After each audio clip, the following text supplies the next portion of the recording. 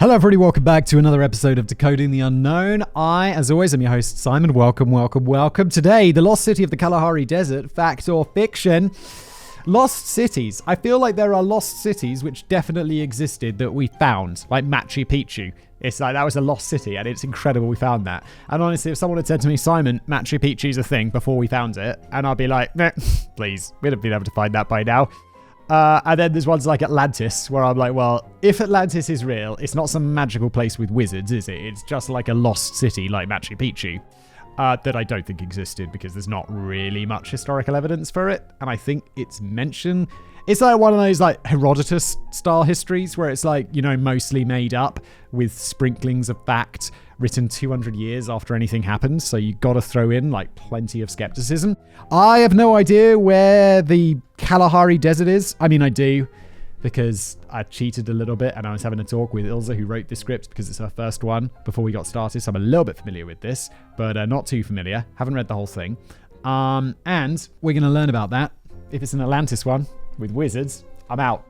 If it's Machu Picchu, maybe this is the next one. Let's see where we go. Thank you, Ilza, for putting it together. I will now read it. As I say, it's all new to me, partially new to me. And then Jen afterwards is going to edit it and for all of our enjoyment. So let's just go.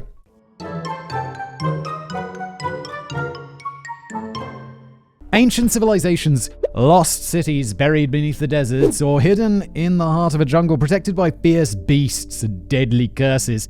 Mankind's curiosity about what came before has led us to the Valley of Kings and deep into oceans, searching for mere glimpses of the fabled city of Atlantis. There we go. Yeah, it's like Valley of Kings, real. City of Atlantis, not real. Africa, considered by some to be the cradle of mankind, is it considered by some or is that a proven fact now? I thought that the out of Africa theory was like so widely accepted that you don't say it's thought of by some, but it's like, no, we came from Africa. That's accepted, right? I thought that was science. I'm not sure. From the pyramids of Egypt to the lost tribes of Ethiopia in the ruins of Great Zimbabwe, ancient man's footprints can be found all across the continent. Today, however, we're heading south to the country of South Africa. Appropriately that we're going south then, located on the southernmost tip of Africa.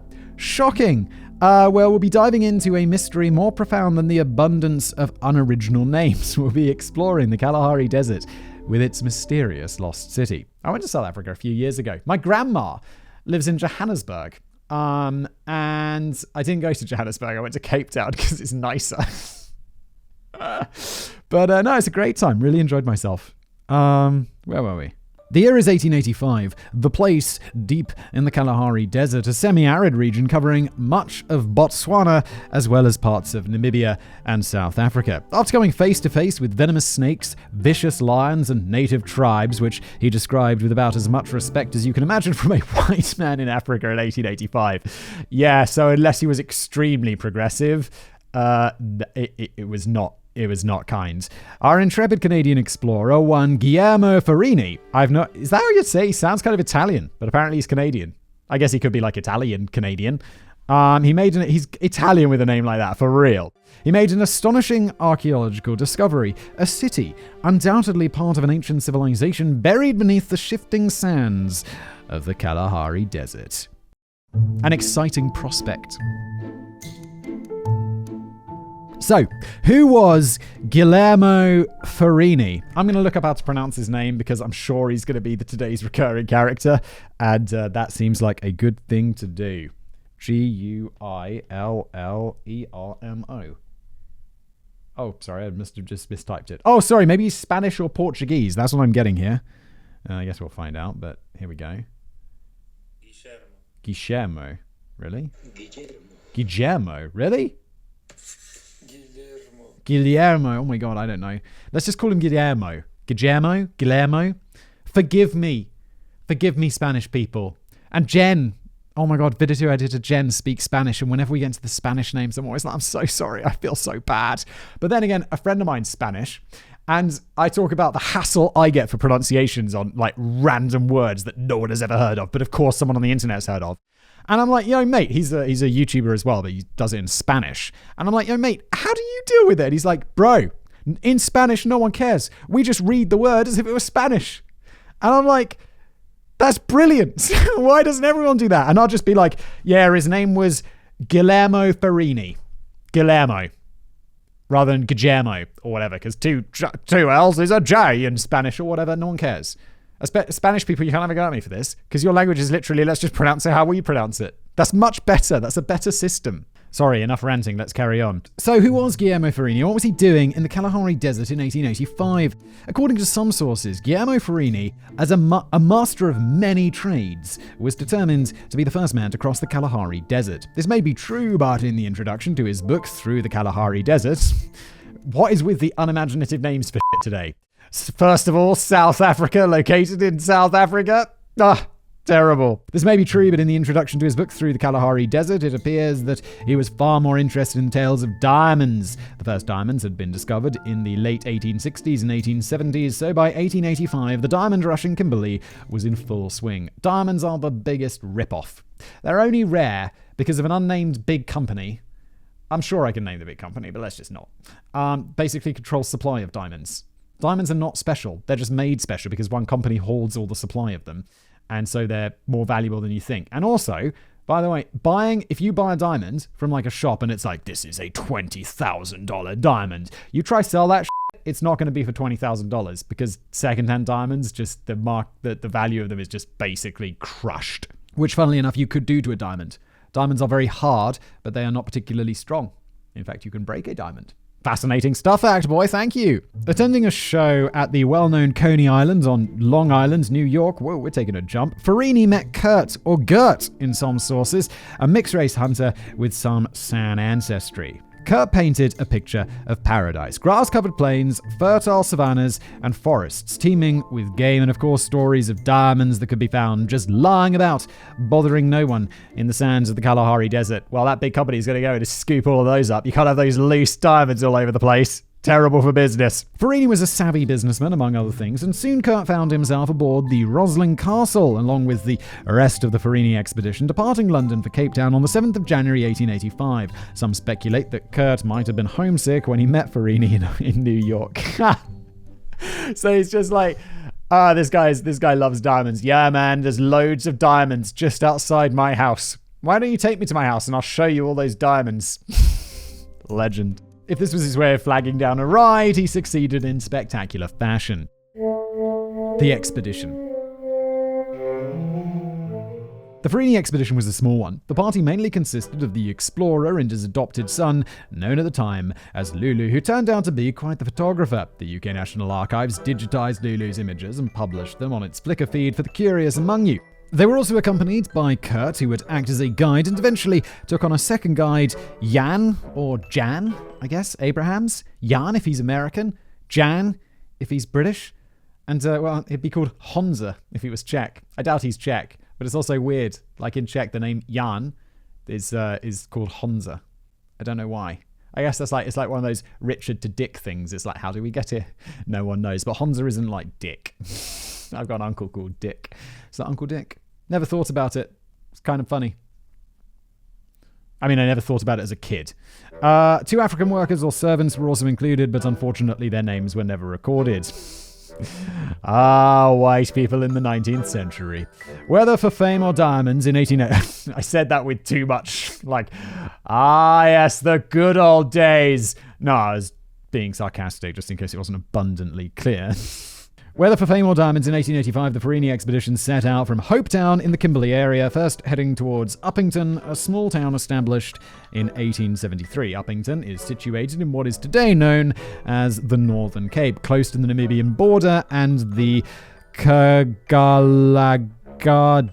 Transfrontier Park. From there, they travelled east to Wilkerhout Drift, where they turn north, heading towards Lehutu and Lake Ngami in, oh my god, these place names, South Africa, Bechuanaland, today known as Botswana. After crossing the Malope River, I'm so sorry, the party came across what their guide Jan first considered to be the Kiki Mountains on the Nossob River. However, Mr. Farini, being so well versed in Kalahari geography, note the sarcasm. Oh, I'm sorry, but However, Mr. Farini, being so well versed in Kalahari geography, quickly came to the conclusion that they were too far south for the Kiki Mountains and that they had, in fact, rediscovered something long lost to the Red Sands. If you find yourself somewhat confused at this point, you're not alone. Many place names have changed since South Africa, Namibia, and Botswana gained their independence from the colonial overlords.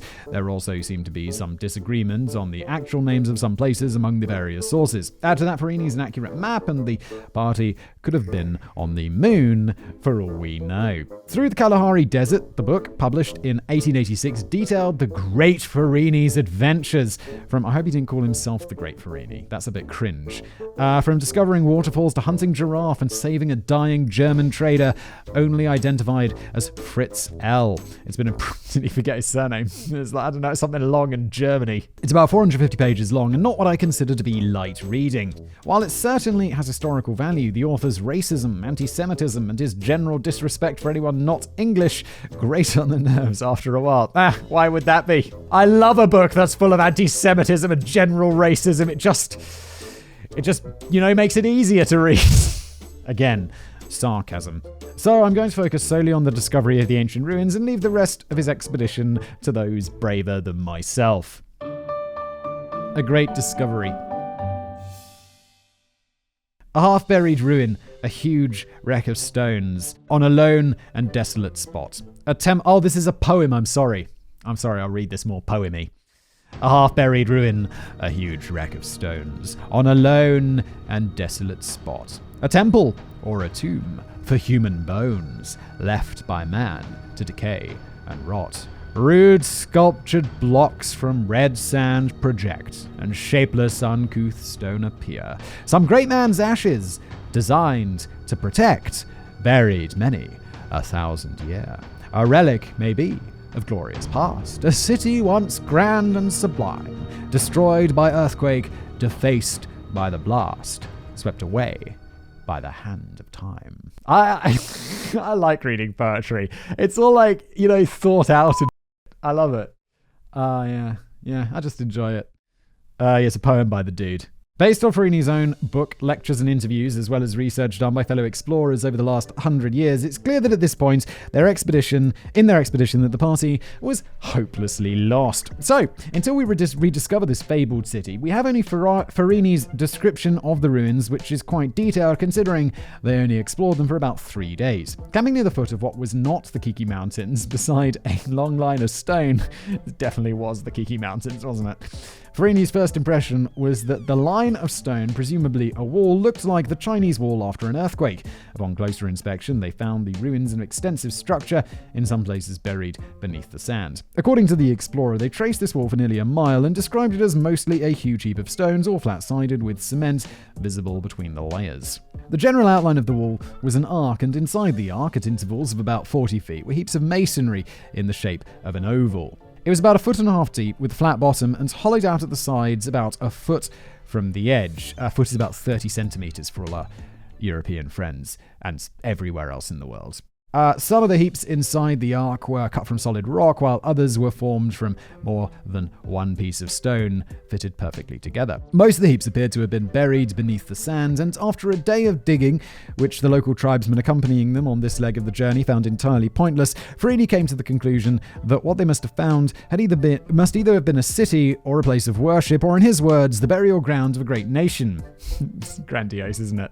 I mean, I get it though. Like, you're some ancient historical explorer who wants to set out to discover cool things and write books and like blowing up and blowing things out of proportion is going to be like easier because you don't have people fact checking you all the time, do you? It's like the 19th century. You could just say what you want and people will be like, yeah, sure. Be like, drugs back in the day, people are like, yeah, take this Eye of Newt, works great. Doesn't though, does it? Doesn't do anything. Perhaps 1,000 years old. At this point, Jan made it clear that his people would not be digging out old rocks. They had had a successful hunt and were eager to return home to their wives. Farini insisted on staying to explore the ruins further. Jan and the hunters were there as their guides, not cheap labor, and they left the crazy Europeans to waste their strength by digging in the sands while going hunting. In his book, Farini, perhaps a bit petulantly, stated that the digging was much easier without the help, though I find that hard to believe. He's just like, it's easier without you. I didn't even want you here anyway. So the next day, without help and witnesses, the party continued their exploration and made astounding discoveries. Digging down in the middle of the ark, they came across a pavement about 20 feet wide made of large stones forming a Maltese cross. In the center of the cross was the base of a monument, or possibly an altar or column composed of loose pieces of fluted masonry. According to his book, Lulu Farini looked for hieroglyphics or inscriptions but couldn't find any, so he made sketches of the ruins, which Farini then intended to give to those more knowledgeable on the subject to decide who once occupied this amazing city in the middle of the desert. Of course, providing correct coordinates or a more accurate map of where to find these ruins would have made this task a lot easier. The hunt for a lost city. While there wasn't much interest initially, starting around 1933, at least 30 documented expeditions have been launched into the heart of the Kalahari Desert looking for the elusive lost city. Interesting things have been found. A city is not among them. So that was enough for people back in the day. 30 expeditions at no doubt enormous cost were sent off to find this lost city. Just based on some dude who was like, yeah, I went on an expedition. Did he find anything? No, I did. I definitely did. It wasn't a waste of money. I found a city. I definitely found a huge city. Definitely go check it out. Great, yeah. Where is it? Oh, I don't know. We didn't write it down. People in the past, man. Going through all these expeditions in detail will take forever and a day, and since I'd like to write for this channel again, I'm not going to make Simon read 20 pages of explorers documenting interesting rocks, insects, plants, and the woes of their uncomfortable journeys into the interior of the Kalahari Desert. It is much appreciated as a thank you. Traveling through the Kalahari today requires a powerful aircon and careful planning to replenish water supplies and to do vehicle maintenance. So imagine doing it in 1933 without Google Maps and an Engen 1 stop every 50 kilometers. What is an Engen 1? Fuel stations with tuck shops and bathrooms for those unfamiliar with South Africa. Well, thank you. Tuck shop is not a phrase I have heard in a very long time. I guess it's what South Africans call like a grocery? Like that little grocery bit that you get in a petrol station. Tuck shop is what we called it at school. Like there was like the building where you'd go and they'd sell sweets and toasties and stuff like that. That was the tuck shop. So, to preserve everyone's sanity, let's focus on a few of the more influential expeditions. While interest in the lost city was rekindled in 1923, Professor E.H.L. Schwartz, a professor from Rhodes University in Grahamstown, the first expedition dedicated to finding the lost city of Kalahari, left in 1933 and was led by two South Africans, F.R. Paver, editor of the Johannesburg Sun newspaper, and Dr. W. Mead Brohurds, a physician from Uppington. Before setting out, Paver made a thorough study for Farini's expedition and decided to focus his search on the middle river of the three Nossob tributaries. Oh my gosh, I have no idea where any of this is. A dry riverbed known at the time as the Molotshawane River. There's so many place names and stuff. I'm a little bit lost. I read I had to send, someone wrote for me, I love the bit of history. It was like about a siege of a city. I won't be more specific than that, but the writer wrote it for me. And there were so many place names in history. I was like, my dude, you got to write this for someone who's not as clever as you, because I was just so lost. I was like, wait, where's this place again? Who's this guy? Like constantly sprinkle throughout the guy who did this, because old Simon has to read this. And he's like, he gets lost very easily. I was like, make it for more stupid people, please. On the way north using a car and a light truck, the expedition picked up a desert trader named Euster, a young farmer from Gordonia, Nicholas Coetzee, a local, probably Cajun guide. According to Coetzee, while hunting east of the Nossob River, he came across an arrangement of stones very similar to what Farini described in his book. Being in a hurry at the time, he didn't bother to explore the place and only had a rough idea of where to find it. So, off the party went, sometimes burning as much as a gallon of gas for every 7 miles as they fought through the heavy sands. They decided to follow the dry riverbed of the Molotshawane River, but lost the tributary on the first day. On the second, their guide admitted that he'd never actually come this far. They passed Dimpo Ban, reaching the edge of the dune country with no sign of a city. Returning to Nossob by a different route, they found limestone formations, but decided that Farini, being intelligent and observant, couldn't have mistaken the limestone for the ruins of a city. I don't know if Farini comes across as like super intelligent or observant. He just comes across as like a bit too sure of himself, in my opinion. Despite not finding any trace of a city, both Paver and Brohurds firmly believed in the city's existence. Sometime later, Paver wrote in a letter that, quote, "You could spend months in the sand dunes without covering a fraction of the area in which the lost city could be located." 3 years later, in 1936, a South African writer and journalist, Lawrence Green, set off on a 6-day expedition covering the area north of the Paver and Brohurds expedition site. In his book, he describes traveling through desert that no man had camped before. Green describes spotting a limestone outcropping, a line of sand hills, an unmapped river, and a single well. He came to the conclusion that the best way to search for the elusive city would be by aeroplane. I mean, yeah. Wait, they did have aeroplanes. Did they have aeroplanes? When was this? This was like after the 1930s, 1920s? Yeah, 1930s. You got aeroplanes, my dudes. But I guess if they're buried under the sand, that's not going to be super helpful. Aren't they now using?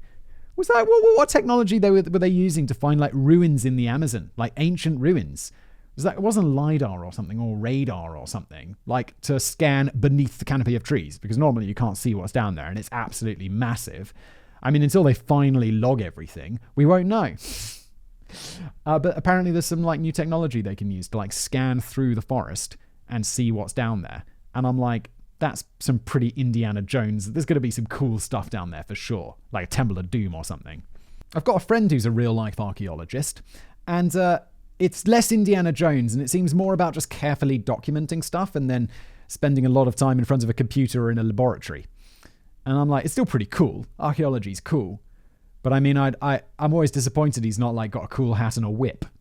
But I guess, that's the reality of life. Maybe he does have a cool hat and a whip. I bet he would. He probably does. He just doesn't take them to work. After returning to Cape Town, Green met up with Brohurds again, who told a story he had heard that gives even more veracity to the tale of a lost city. According to Brohurds, a police sergeant told him of his own discovery in the Kalahari in the area of the lost city while patrolling on Camelback. Apparently, the sergeant came upon an ancient stone quarry. Some of the stone had been squared on the spot and was still there. Close by, buried in the sand, the sergeant found what appeared to be the remains of a boat, about 14 feet in length. This was not the only story, of course. Native tribes had stories about a place in the desert where people once lived. I mean, this all does sound really interesting, but it is very much like a guy told a guy. Like, I heard from my mate who heard from the policeman that he found a boat in the desert, and you're like, okay, so that means a boat might be there. It doesn't necessarily mean it is. And all these expeditions went to find this stuff and they found nothing? They were really looking hard. Although it was really big. But then one guy found it. Allegedly. 2 farmers, who didn't want to be identified as they were poaching at the time, claimed to have stumbled across the lost city, and Scotty Smith, a well-known Kalahari adventurer with a somewhat liberal interpretation of the law, also spoke of visiting the ruins. After these 2 expeditions, a great many followed. It soon became clear that Farini's map and direction in his book were somewhat accurate, and the search area was expanded. As technology advanced, so did search techniques, and soon light aeroplanes were used. So far, Farini City has not been found, but the searches have not been entirely fruitless. In around 1951, the French writer and traveller François Bazin discovered, I'm not entirely clear how or where, that there were 2 old roads now buried connecting the Nossob with Central Kalahari. He theorized that the Nossob might have been a convenient route for trade caravans, suggesting the need for a base camp of sorts somewhere in the area. On the eastern side of the Nossob River, about 20 kilometers north of Kaikai, he discovered the stone quarry Brohurds mentioned years earlier, though there's no mention of a boat. It was small and round, essentially stone stacked in a circle, and he came to the conclusion that it most likely served as a gathering place for the San people in the region. I mean, yeah, but it's not a city, is it? It's a big difference between some rocks they've been stacked up for a mine, compared to there's a city. Barzan's expedition also found traces of ancient people in rock paintings depicting water, hunting, and fishermen. Clearly, there had been a civilization in the ancient Kalahari. Their city, however, remained elusive. Probably the most significant expedition was that of A.J. Clement in 1965. After carefully studying Farini's book, calculating distances and the speed at which the expedition most likely traveled, Clement came to the conclusion that the ruins of the lost city, if it existed, would be located closer to Rietfontein, a town north of Uppington, near the Namibian border, south of the Malopo River, not north, and nowhere near the Nossob River, as far as I can tell. I'm a little bit lost, but so the directions just weren't very good, were they? The Clement expedition set out on Easter Monday, and they were not disappointed. Around 15 miles outside of Rietfontein, they came across a site called Kopjes, which translates to the more easily pronounceable Eggshell Hills that closely resembled Farini's description. Bingo! They actually did it, I guess, or close to. They found a large oval-shaped amphitheatre about a mile in length, and in several places there was a striking resemblance to a double wall. There was just one problem. This site was not the ruins of an ancient city. What? They found an amphitheatre about a mile in length. Where else would you have an amphitheatre a mile in length? What Clement found and what he believed Farini described are natural rock formations, the result of weathered dolomite intrusions. Oh, okay, so I guess like an amphitheatre, you'd be like, okay, it's the shape of an amphitheatre, so you could call it an amphitheatre. So yeah, I guess this guy, this does seem like a likely explanation. I think probably, in my mind, so far, what he discovered was natural rock formations, and what he really wanted in his mind was to discover a city. So either he was like, he convinced himself it was a city, or he just lied and was like, yeah, no, I found a city, just to self-aggrandize himself. Just to aggrandize himself? But that doesn't sound right. Do you aggrandize something? I guess so, that's totally a word. He was just looking to aggrandize himself, basically. Or he just convinced himself it was a city. Or maybe it was really city-like, but that seems a bit unlikely. However, his descriptions, despite this not being a city, seem to coincide with what Farini himself discovered in 1885. In his paper on Farini's lost city, Clement states that some of the boulders could easily be confused with square building blocks, while one or two rocks showed some fluting and were encrusted with a mortar-like substance. Yeah, that just entered my mind while I was reading that. It's like, weren't they kind of pasted together? Which Farini could have mistaken for cement. There were several examples of flat rocks perched on underlying rocks like tabletop, and Clement feels that at least one of these, more impressive than the rest, resembled one of Lulu's illustrations. Apparently, the mystery had been solved. However, not everyone is convinced, so the expeditions continued. Yeah, I'm like, that's it. This is it. Although it was almost like it didn't exist. And am I going to be proven wrong? I don't know.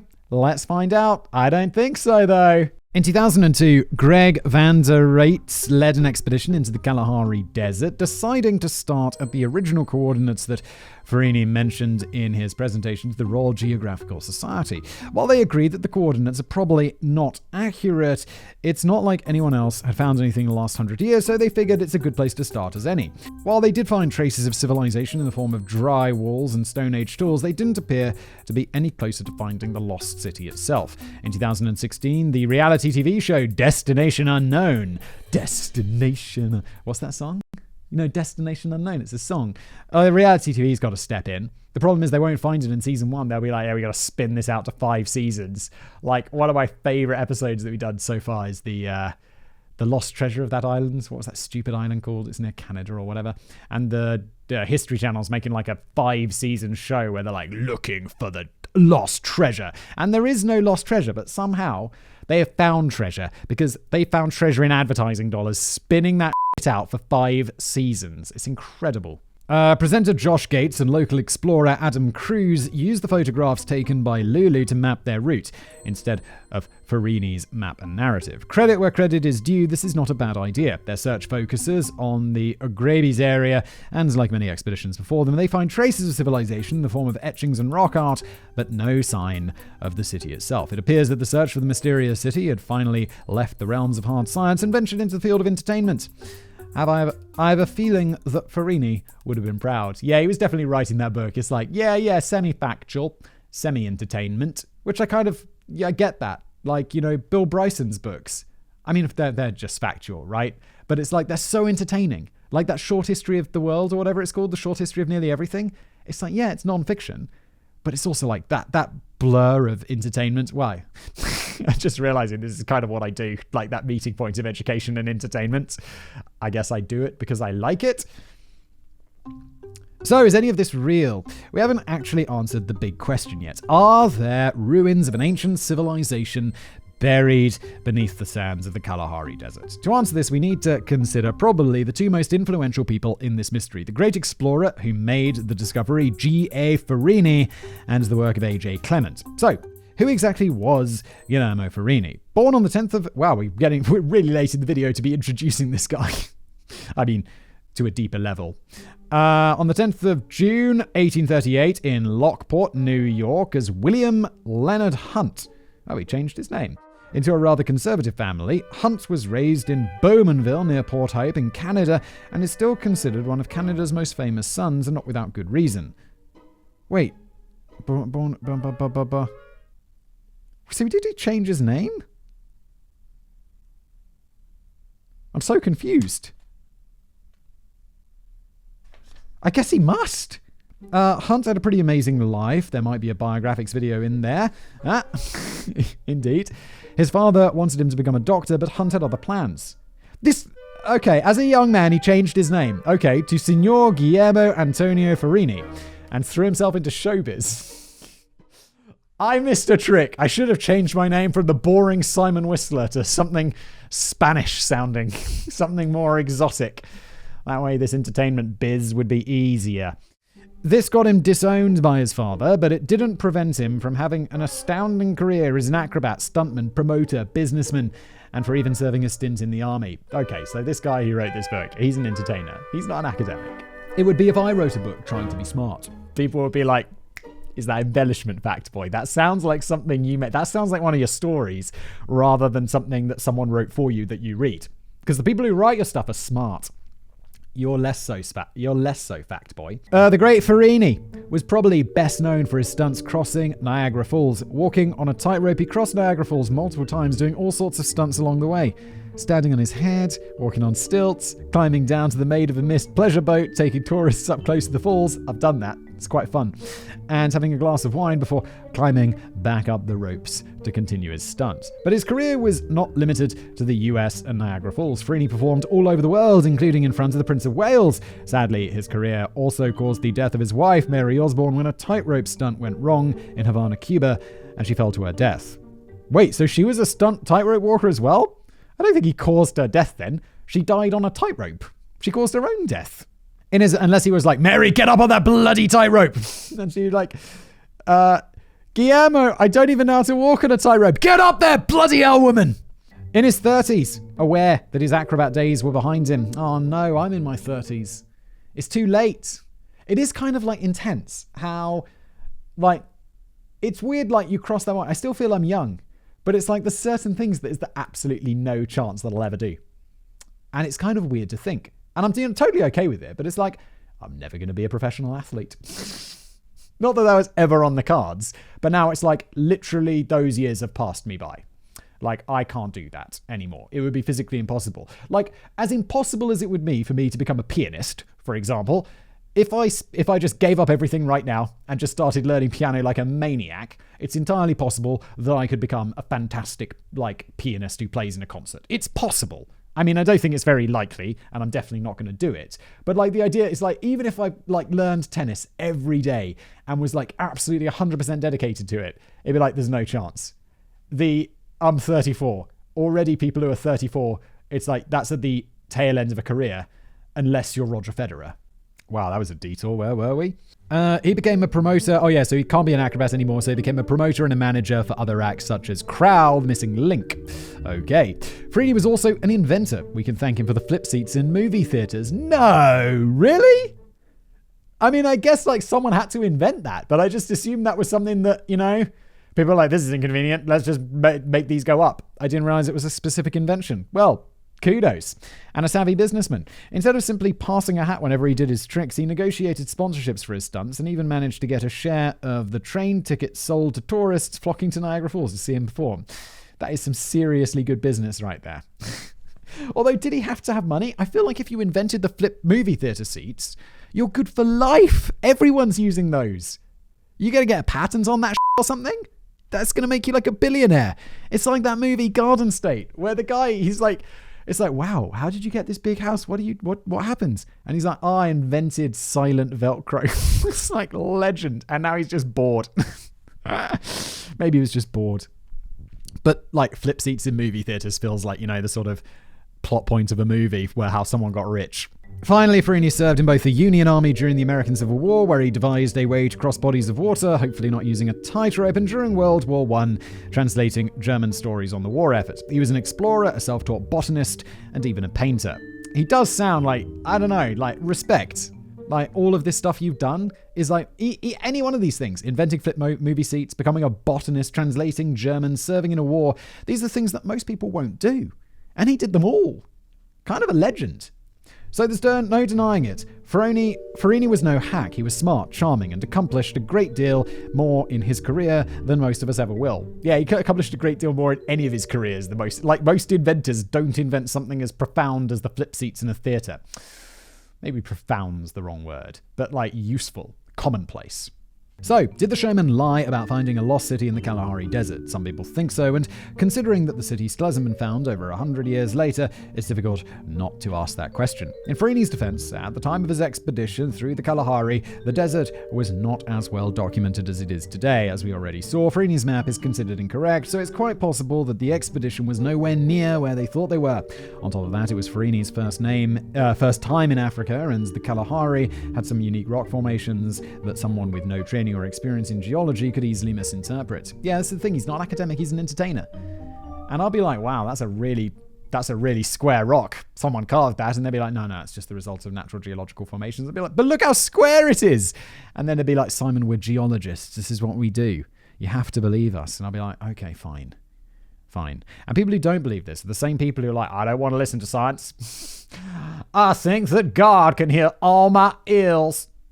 It's like, yeah, but no. He can't at all. I'm going to pray that COVID away. However, Farini was an entertainer. When it came to telling stories and giving people what they wanted, the man was good at what he did. Discovering a lost civilization in a place where few people could contradict him could translate into fame and money. Two things he definitely likes. It's also quite notable that there doesn't appear to be any clear photos of these ruins, only watercolor illustrations. The second thing we need to consider is the expedition and findings of A.J. Clement. Clement made a very detailed study of Farini the man and his expedition and found some interesting discrepancies. One of Clement's first concerns, and a very important one when retracing someone's steps to find a lost city, is exactly how far Farini actually traveled. Clement looked at Farini's dates of arrival and departure in South Africa based on booking records, his time traveling by train to Hopetown and back, and deducted an estimated time for stopping during his trek to rest and explore as recorded in his book. So they're using the kind of like qualitative stuff in his book to make a map. That's cool. And concluded that Farini was only traveling for about 125 days. If he did go all the way to Lake Ngami and back, he must have averaged 60 miles a day. With an ox-drawn wagon, this is simply not possible. Yeah, that's really far through the desert. I was just making a video about... Oh, yeah, it was when the Ottomans marched through like Hungary and they were marching through like a swamp or something, which I imagine is similar to like a desert, and they were going so slowly because you're getting bogged down, you're sliding. Yeah, not a good time. Was it that, or was the one about traveling slow in the desert as well? I make a lot of videos. I get confused easily. Secondly, it appears that Farini himself either became confused or purposefully changed the route his expedition took. In a newspaper interview with a journalist from the Cape Argus newspaper immediately upon his return, he described his outgoing route to be via the Nossob River to Lesotho. However, in his book and lectures produced sometime after his return, he appeared to have turned north at Wilkerhout Drift and reached Lesotho via a place called Kuis on the Malope River. Either Farini wasn't entirely sure of the route of his expedition, or he intentionally changed the route, perhaps to make his journey appear longer than it really was. Regardless, this change immediately throws everything into question. If the explorer himself was uncertain regarding the actual route he took, it's entirely possible that he was mistaken as to where he found the ruins. If he was fabricating a part of his journey, are there any ruins to start with? Of perhaps a more subjective nature, as people's memories can be flawed, in the Johannesburg Star of October 1923, an interesting comment appeared. An old Kalahari hunter, Tasker, was shown a picture of Farini posing next to a dead giraffe. Tasker claimed that Farini's book was made up of a collection of hunters' tales and that the man himself never went further than Kuis. Paver and Brochers, the first expedition in 1933, also interviewed an old farmer in Uppington.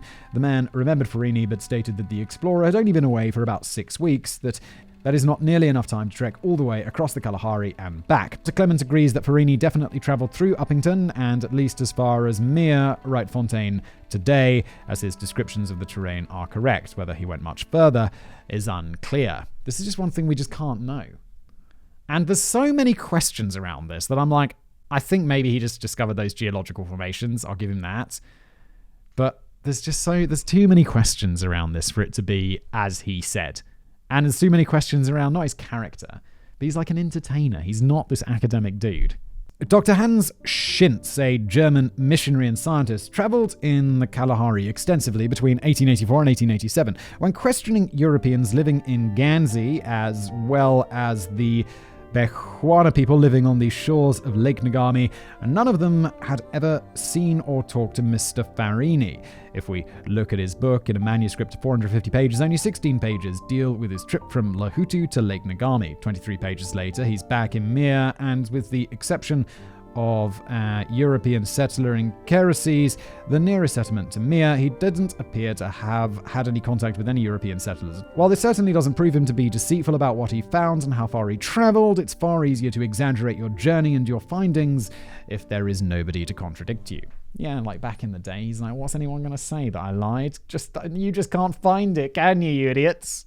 Most damningly, however, is the report that Kurt, the guide hitching a ride back to South Africa, later told Professor E.H.L. Schwartz that the stories about the ruins were false, though I couldn't verify this, and Jan Abrahams, when questioned by Dr. Brochurds, recalled Farini and the hunting trip up the Nossob River, but couldn't recall any ruins being found. Uh-oh.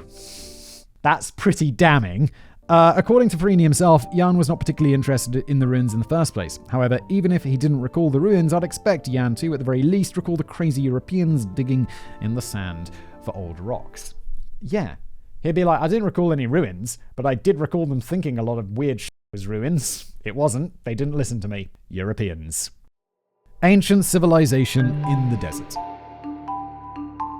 So, what does this mean for ancient civilizations in the Kalahari? Is it impossible? Definitely not. Many of the expeditions looking for the city and many scientific expeditions into the Kalahari had nothing to do with fabled cities, and they found proof of civilization existing as far back as the Stone Age. Yeah, they found those little tools and trinkets and stuff. However, there is some agreement among scientists that the climate of the Kalahari probably hasn't changed that much in hundreds, if not thousands of years.